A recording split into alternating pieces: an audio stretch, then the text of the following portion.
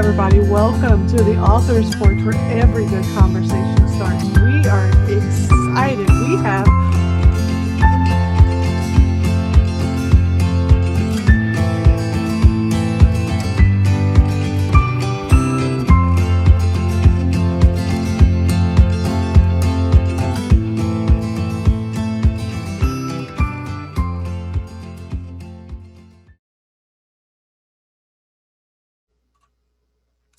Hey, everybody, welcome to the Author's Porch, where every good conversation starts. We are excited. We have Loren Beeson here with us tonight. How are you doing, Loren? I'm doing well. Thank you so much for having me. So, guys, let me tell you real quick. Before we came online, me and Lauren decided it is a wine kind of night. Yes. So she has her Cabernet, I have my pink Moscato, and we are going to have a fantastic conversation. But before we have our conversation, I want to introduce you guys to Lauren because I had an opportunity to get to know her just a little bit better. And I want you guys to have an opportunity to know her a little bit better. So let me give you guys a little bit of an introduction because I'm very excited to talk about the book that is her debut album, which is The Art of Loving Ellie, which has a fantastic cover, by the way. Let me just say that. Thank you. But on top of this wonderful book, she is a wife, a mother, a radiology technician, a radiological technician. Sorry, I told you I was going to fumble my words, didn't It's I? I okay. told you it was going to happen. And you know what? And you have to be a special kind of person to want to work in the healthcare industry. And she has to be awesome. You're still living in Texas, right? Yes, ma'am. Okay, so you have to be awesome because you're in the great country of Texas with me. That's right, She girl. she also wrote this book during COVID while she was an essential worker, which is beyond awesome. And I have no idea how she did it, but we're going to find out here real soon because we're going to ask Lauren, why this book, why now, why not earlier in your life, and what was that passion that drove you to want to write this book? I've always been a writer. I've always loved writing short stories. And, I was just telling somebody the other day how my stepdad had given me his old box computer, when like the modem was like huge and you had to put it beside, you know what I mean? So he gave Yeah. that to me and I would just type away and write little stories, as a kid. And it's just always been a passion of mine, but not something I ever thought that I would actually, do. And when COVID hit, we went on lockdown and I was furloughed from my job. And I was like, you know what, if I don't do it now, then I'm never going to do it. Amen. I'm only working, a few hours a week, barely. I've got to dedicate this time to this if I'm going to do it. So that's what I did. Wow, that's super cool. We've got Jessica Lee Alsop with us. Oh, Here, yes. she has her glass of wine as well. Come on, Jessica, let's get our wine I was going going. to say, we should take a drink. Hmm.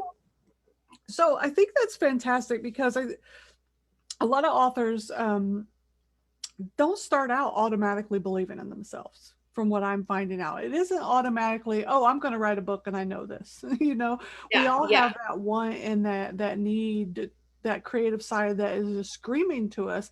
And for you, you found that that window, that crack in the veil, I guess you would say. And it was unfortunately when life said, here, let's Yeah. get this done. So have you always wanted to write romance? Well, I didn't know what I was going to write, but I love to read romance. Like that is all I read. I think I read like 99% romance books and 1% maybe something that still has a little romance. There's got to be a little good kick in there somewhere, right? Yes, yes. It's just always been my favorite. So, I mean, I guess in a sense, whenever I did decide that this was what I wanted to do, I knew I was going to write a romance, but again, I never thought that I was actually going to do this. So it Yeah. just kind of happened. Yeah.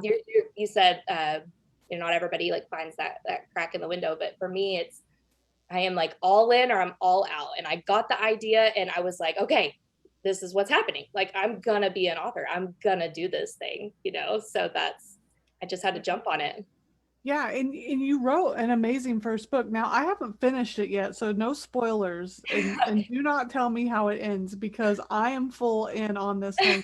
I drove 3 hours up to Corpus today. I sat in the waiting room for an hour at the doctor's office, and then I had a 3 hour ride back. So the whole time I'm sitting there, and then I stopped for lunch for an hour, and I was sitting the whole time. I've got my Kindle and I'm reading this book. And like, there could have been like that, you could have set off a bomb around me, and I wouldn't even known it because I was in this book. Because the characters, like, there was characters. So let me just say, Alex. Okay, like I want to be his friend. I know. I want to be his friend. I'm So like jealous of Ellie. Like, can I have your friend, please?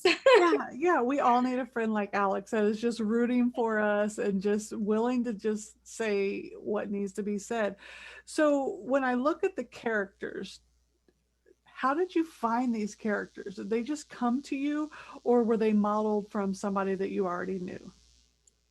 So I think it's kind of a mixture of both. Ellie, a lot of people like to read the book and pick it apart, like, oh, this person's definitely this, this person in your life. And Yeah. oh, Tyler is so your husband and this and that. And in a way, of course, like some of that bleeds into the story, but uh I do think that parts of Ellie are me. She struggles with anxiety like I do. She's kind of awkward like I am or can be. Yeah. So definitely like those types of aspects are in it. But it was a little bit from my imagination too. Just kind of. I guess I kind of wanted to think of characters that I would like, that I would want to read. You know. Yeah. And I love that because you took it from an aspect of what would I like to read, Mm-hmm. and then you wrote it from there, and the characters are very well defined. The ones that I've so I'm 20, my Kindle says I'm 25% into the book. So the ones that I've encountered thus far are very well defined, and I'm right at this cusp of learning some real good background stuff about Ellie, and it's just it's really kind of making her jump more off the pages. She's getting more dimensions about her, and I love, love, love when I can just see that character basically without a picture. A lot of authors put pictures on their covers, and there's nothing wrong with that. But I like it when there isn't a picture so I can imagine everything. And you've described the scenes so well that I can see everything. So Oh, thank you. my question to you is romance your genre, or do you think you would ever write in another genre? I do think that I will always be in the romance wheelhouse. Uh, Um, I am actually working on a book right now that is totally different. Well, I mean, it's totally different in a way, like it's still a romance, but it's like kind of actiony and like got like yeah, some like a little bit like darker themes to it, yeah, which is like totally different from this because this is like a feel good. Well, sort of. I mean, Ellie goes through some deep things, but like yeah. it's not the same. Like there's no like action and stuff like there is in the book I'm writing now. And so like it's been really fun. It's been really fun. And so I definitely think I'll stay with romance for sure. But this new path I kind of like veered off on, which again, I'm the kind of person that I just sit down and I just do it. Like I don't really outline a lot. I do a little bit, but like not so much that it's like, okay, in chapter 1, it's going to happen. This is what's going to happen in chapter 4, and so on and so on. So when I sat down to write this one, it just was like, okay, we're going over here. And that's the greatest part about a story, right? You're like, Yes, go wherever the characters take you. So absolutely. are you a panster or a plotter? I thought I was a plotter, but I think I'm a pantser. I I'm, think I definitely lean more that way. I'm totally a panster. I don't plot Yes, anything. yes, I for sure. literally close my eyes and I watch it happen, and I'm just the narrator of what's happening behind my eyelids. Yes. And now I've got like a little bit of ADD, so I have to I got a write lot of down. it. Yeah, I'm just trying to be nice. Okay, I'm like a squirrel. I always call myself that. My friends call me that, but I do have to write like certain notes to keep myself like on track, like at least in the same ballpark. But Yeah, I'm the same way. I just let it go. Like my brain is just doing the thing, and my fingers are just moving, so I, I, definitely do that. I love when people do that because that means that the story is unfolding and it is like you have the live view. Yes. So let me ask you, what do you think is one of the biggest obstacles that you faced when writing this book? Um, Or if you didn't face any, that's okay too, because some people don't. yeah. It's kind of a loaded question because it was easy to write. It was easy to write the story, and it was easy to, like you're saying, like let it unfold, but it was hard to get around myself. So like every chapter I'm like, this is garbage, this is trash, and I want to light it on fire. Like, Yeah. Yeah. nobody's gonna like this, nobody's gonna want to read this. Constantly, like on repeat, and so I just have to like take a deep breath and reach out to my friends, my people, like tell me that I'm crazy and like just help me keep going, so I really was like my biggest obstacle. But when I got to the end and I wrote that last sentence, I was just like, okay, like I did this, I did it, and it felt so good to do that, you know. Yeah. So now I don't know if this happens to you, but it does to me. Do you feel lost? Did you feel lost after you got done writing it? Like, what do I do now? Like, there they Yeah. are. Yeah, like it's over. What? It's so much so that I published Ellie November 14th, and I was already writing the second book like a week later. Because it's like, Wow. once you get that itch, you're trying to scratch it. Like you just gotta keep going and keep going, and it's almost like I can't be satisfied unless I'm writing. You Hmm. know? Yeah. And you mentioned before we talked about, that itch to keep going. Well, you mentioned that little bit of self-doubt. The one thing that you had to get around was yourself. And I think that's a real thing for so many people is that, do I believe in myself and that wanting to write a story that people want to read because that's the great escape. I mean, for me, the Right. greatest escape in the Absolutely. world. I mean, Absolutely. my last book I published and it was a couple weeks before I even told anyone that that it was out there because I was like, oh, what if they don't like it? Yeah. Yeah. Exactly. So, who are some of your biggest supporters? What does your support network look like when it comes to your writing? Uh, First and foremost, my husband for sure. I've got a little 1.5-year-old, and he's like a little velociraptor. I'm not kidding. He just is like rah, like all the time, so much energy, and he's just like me and like a little tiny body. And my husband, he definitely gives me space and time. He'll be like, all right, I'll take him and we'll go in the other room, you go write, go do your thing. He gives me that extra time, which I super appreciate.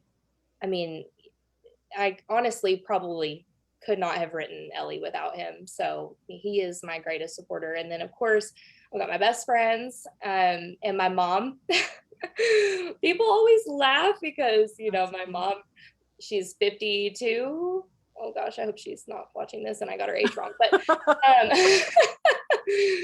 um, we read romance together, and like my coworkers and my friends, they think that's just so hilarious, but it's something that we bond over. And she's a huge support for me, and she was one of my beta readers before I published it, and she gave me so much feedback and good, like constructive. And it's nice to like bounce off of her because, like I said, we like to read the same things, we enjoy the same things.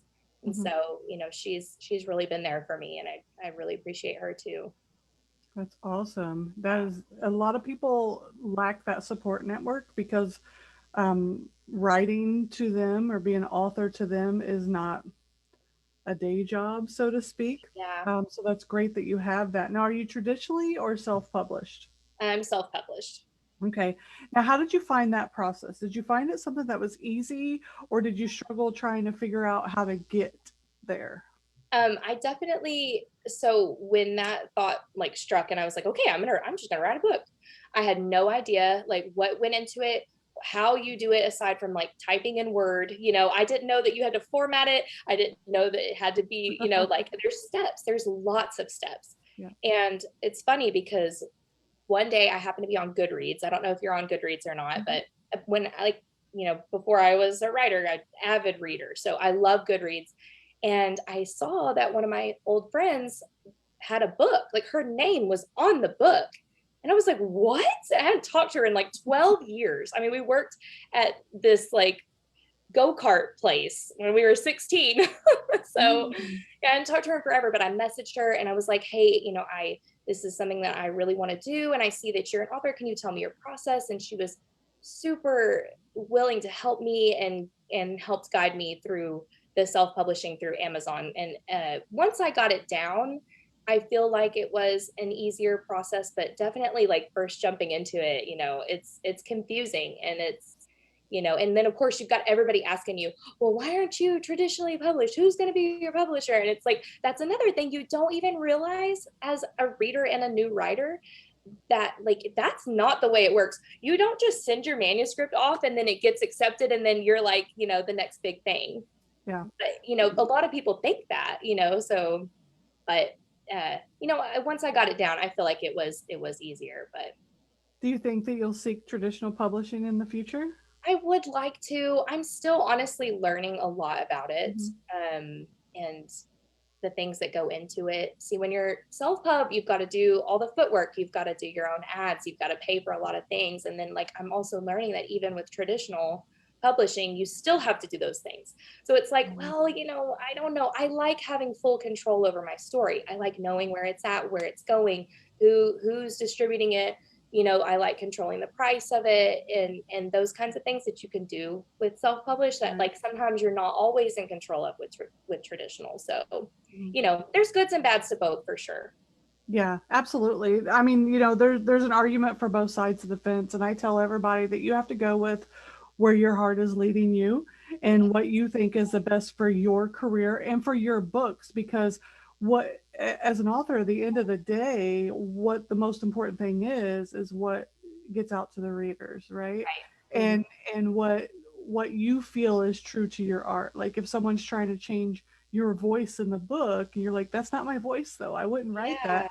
That's when you have to draw the line. So Yeah. I like that. Yeah, I do self-publishing because of the control. I mean, I like doing everything. I like the marketing part. I like I do all my own formatting, book covers. I do everything. I love, love, love all of it myself. So that's just a personal thing for me.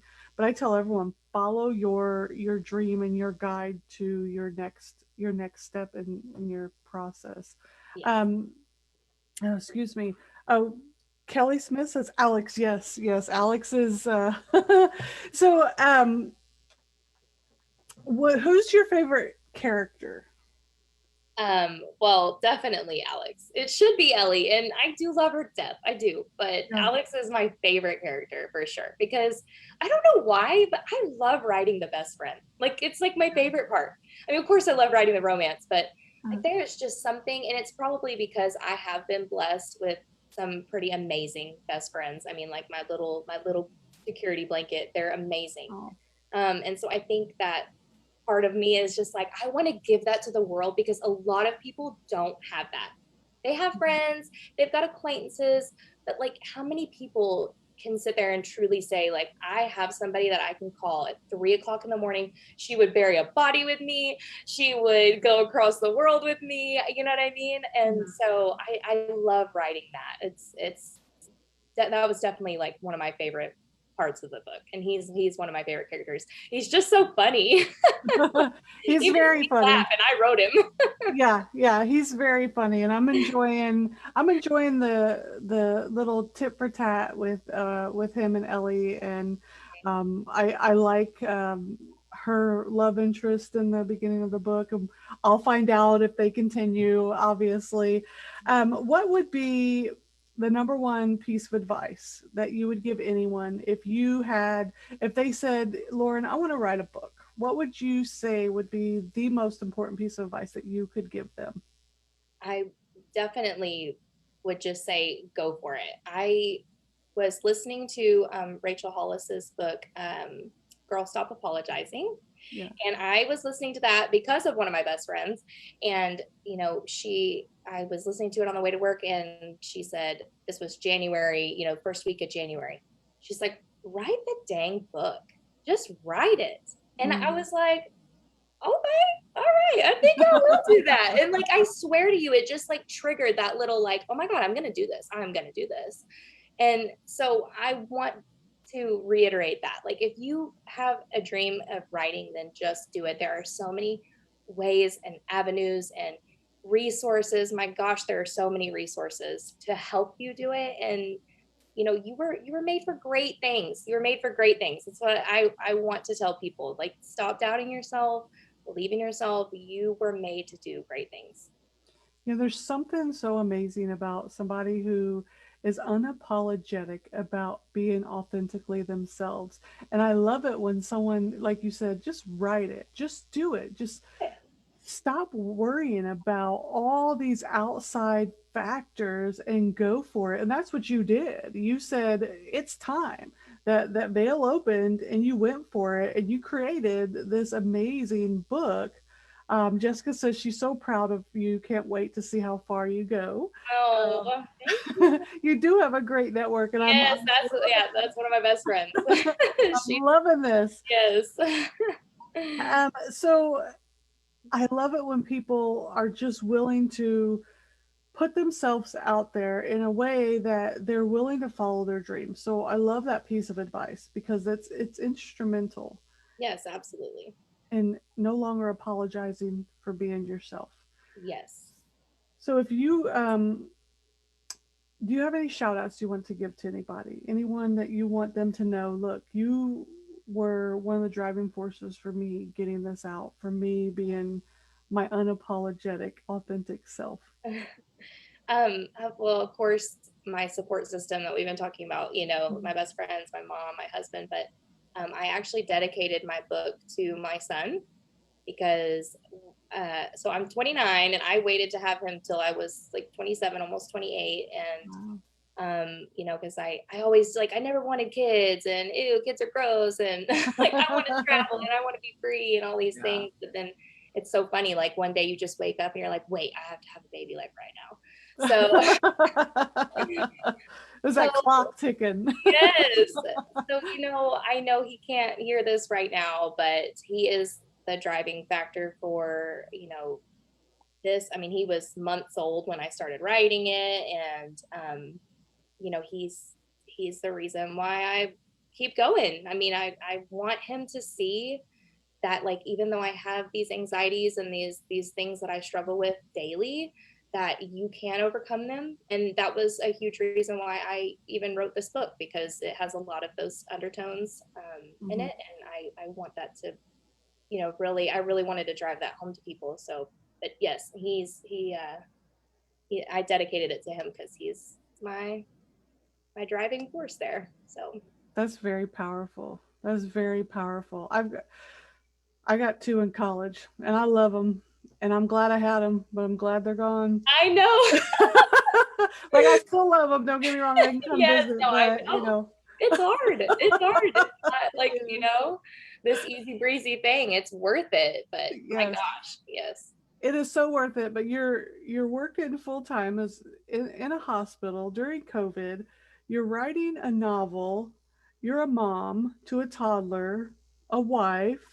Obviously, you have an amazing network, which means you're a good friend. You're a good daughter because you're reading romance with your mother. I can barely get mine on the phone most of the time. I love her to death, but So Yes. I mean, to handle all that and still produce, you have your book there, right? Yes. Can we show a copy on air real Yeah. quick? Because I love the cover, and for you to produce this amazing "The Art of Loving Ellie" by Loren Beeson, and just wow, all of that all together. Yeah. It feels pretty good. And it should, because you've accomplished so much in your 29 years that most people, I mean, I published my first book. It was a children's book on my 40th birthday. So, That's amazing. that for you to do all that at such a young age, I think at 29, oh heck, I was in Japan trying to make sure my kids didn't drown in the ocean. But no, so Loren, before we end the show, is there anything you want to leave us with? Is there any last things that you want to bring up to make sure that we let your viewers, because you've got Dora Beeson My Odom. mother-in-law. Okay, she says, "Oh, I love y'all so much. She's Oh, sweet." So, yes. is there anything you want your fans to know moving forward? I know you said that you're right. You're already starting a new book. Yes. When is that expected out? Let us know that, and let us know some more stuff that you've got going on. Um, so yes, I actually am finishing the editing process of that. So I am hoping to have that book out by the end of the summer, if not sooner. I mean, It's already wrote. You're editing already. Oh, yeah. I haven't even finished reading this one yet. Well, now you got something to look forward to. Yes, make sure we know about that on the porch here. Make sure you send Yes. us some Oh, links so we can get that absolutely. out. Yes, absolutely. Yeah, so I've got that, and I'm hoping to have that published by, like I said, the end of summer or summertime. That's really the only, and of course, I've got like some plans for that. It's going to be a duet, and with like the potential for there to be a little novella, maybe. So it's like, Mm, which is new for me because, Ellie's a standalone. So this is a series. And so that's like a whole nother beast that I've taken on. But, it's been really fun. But yeah. something I just really wanted to say, like, before we go, is that I wrote Ellie to kind of give people a voice, for their struggles, mental health. There's depression, there's anxiety, there's, she goes through the ringer for a little bit, and no spoilers, but that's Yeah. part of that's really why I wrote the whole book. I just want to give somebody, people out there a soundboard. I want to give them a safe space. Like you said earlier, that books are an escape, and they really are, and it's something I'm very passionate about. And if somebody can read this and escape, and then like put it down and be like, wow, she just really got me, she really really gets it, then I feel like I've done my job as an author. So Yeah. it's a That safe, it's a safe space, and I hope that people, if you ever want to reach out to me or talk to somebody who gets it, like I understand, because it's not something that everybody really understands and or talks about. So Absolutely. Mental health is huge. With me, I am a big supporter of mental health awareness. It's why the Author's Porch sponsored the Truths We Hide podcast with Annette Wittenberger, retired Army major. She has her company, A Wild Ride Called Life, and we sponsored the Truths We Hide podcast. Rachel Hollis was actually a guest on her podcast. yes, I saw that. And we are so blessed to be a sponsor of that podcast because she brings people on her show to talk about those things that nobody wants to talk about, and share those stories so other people can connect. And I love that you saw that in your character and you wanted to bring that out so that people would know that this is an escape, but there is a little bit of element of realness, and it's okay. Yeah. So how do people get a hold of you if they want to reach out and either have you as a guest on their show, talk to you more about your book, follow you, and things like that? We have your links here in the show notes, but if you could say them for some of our guests as well. Yeah, I have Instagram. Loren Beeson Books is basically my tag for everything except Twitter, I think. And I'm very new to Twitter. So like don't follow, I mean, follow me, but like don't reach out to me on Twitter because I'm still trying to figure out like how it works. But you can reach out to me on Instagram. I'm always in my messages on Instagram. I like to communicate that way. I have Loren Beeson Books at gmail.com if you want to email me. My Facebook page is Loren Beeson, and you can message me there. So yeah, I think that's pretty much all I got. I'm on Goodreads too, but I'm not always in the messenger there. So I could possibly miss you. Instagram and email are probably the best. So Awesome. Well, we look forward to seeing, reading your next book. I'm going to finish this book and I'm going to read the next book. So make sure you send the links out. We're excited for your journey and to see what you produce in the future as well, because you have an amazing voice in the way that you write and the characters that you bring out, the stories, the messages that you have within your book as well. There is definitely a bright future for you in the writing world. And we can't wait to see all of that unfold for you, Lauren. And it's been a pleasure having you on tonight. And I'm so glad that, that I watched that video with you and Yeah. wine, and then you said, let's do it. And Yes. I says, girl, I'm going to get it, because you know what? I am ready. I'm ready for a nice little nap now. I'm good. Yes. All right, Lauren and everybody, thank you so much for being on tonight, because we love to have conversations, just like you're sitting at home, you're sitting outside on a nice warm summer breeze, having a conversation on a porch. And that's what we do here on the author's porch. We want to talk about the author's journey. We want to talk about the things that help them create the beautiful works of art that they bring into the world to help us escape, yet teach us some life lessons, and also bring these wonderful characters into our mind and help us smile a little bit on the days that we don't know if we can or not. So, Lauren, we're going to say goodbye for tonight, but this is not the last time we talk to you. We are definitely going to keep in touch, and we are going to make sure that we read your work and support you any way that we can. So, Thank guys, you. we will see you next week. See Thank you. you so Bye. much. Bye.